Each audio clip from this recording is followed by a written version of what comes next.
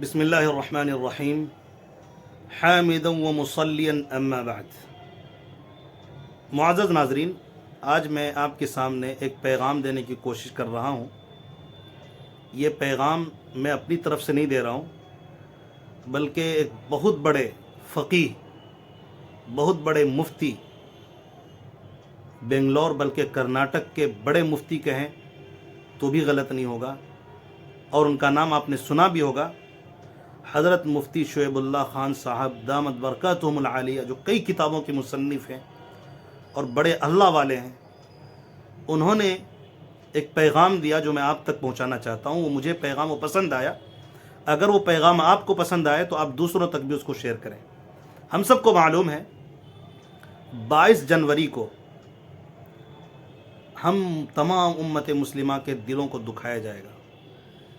کئی مرتبہ ہمارے دلوں کو دکھانے کی کوشش کی گئی ہے، اور جو باطل فرقے ہیں، کفار و مشرکین ہیں، یہ سارے ہمیشہ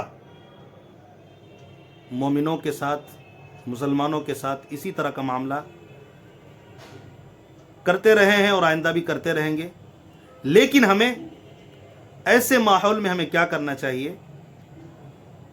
قرآن و حدیث کے مطابق، یا ہمارے اکابرین جو ہمیں بتاتے ہیں اس کے مطابق ہمیں چلنا چاہیے۔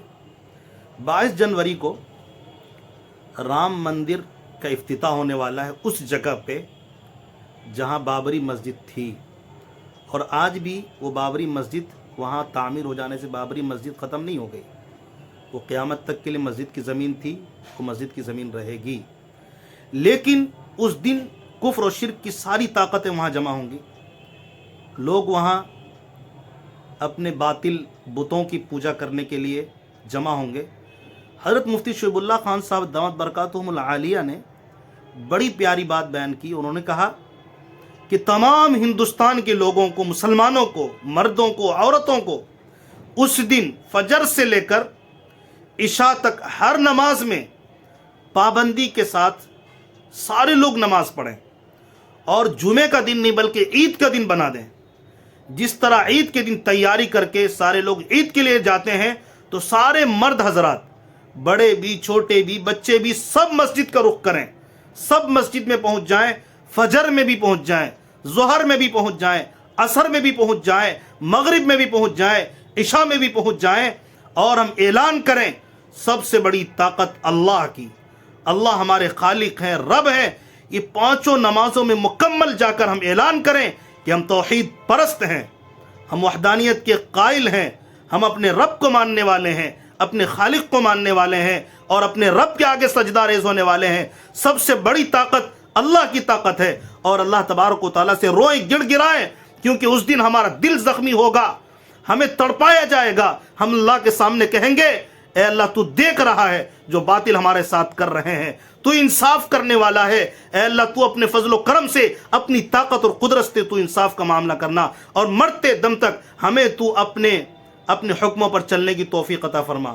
تو اس طرح سے جا کر مظاہرہ کرنا ہے، یعنی کہ عید کا دن بنا دیں ہر نماز میں۔ 22 جنوری کو ہر نماز میں آئیں، کم سے کم ایک دن آپ ایسا کر لیں۔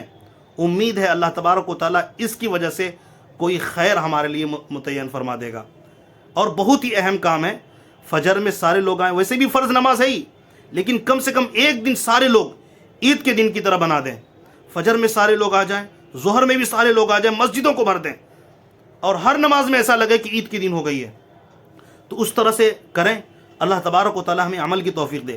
اور جو عورتیں ہیں گھروں میں، ساری عورتیں نماز پڑھیں، اور ایک طرف کفر، اگر کفر کی بات آئے گی تو دوسری طرف ہم اللہ تبارک و تعالیٰ کے غلام، ہم اللہ تبارک و تعالیٰ کے بندے للکار للکار کر عاجزی کے ساتھ یہ کہہ رہے ہوں گے، اللہ اکبر، اللہ اکبر، اللہ اکبر، اللہ بڑا ہے، اللہ کی طاقت اور قدرت بڑی ہے، اور اللہ تبارک و تعالیٰ ہی عبادت کے لائق ہے۔